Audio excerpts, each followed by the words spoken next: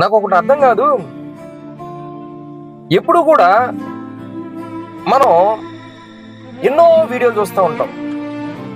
ఆ వీడియోలు చూసినప్పుడు మనుషులు ఇలా ఉండాలి, మానవత్వాలు ఇలా ఉండాలి అని చెప్పేసి ఎప్పుడు గమనించరా?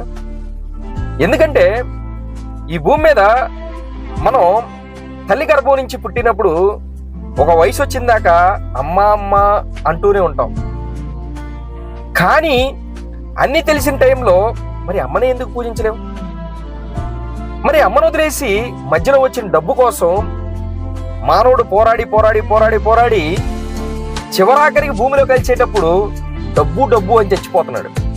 కాబట్టి ఇక్కడ తల్లిదండ్రులు రాత రాయలేరండి. అలాగే ఎప్పుడు కూడా పెద్ద మనుషులు ఏమంటారంటే, కొన్ని ఇబ్బందులు వచ్చినప్పుడు ఏం చేస్తాం, దేవుడు అలా నా రాత రాశాడు అని అంటూ ఉంటారు. దేవుడు ఎప్పుడు తన పిల్లల్లాగే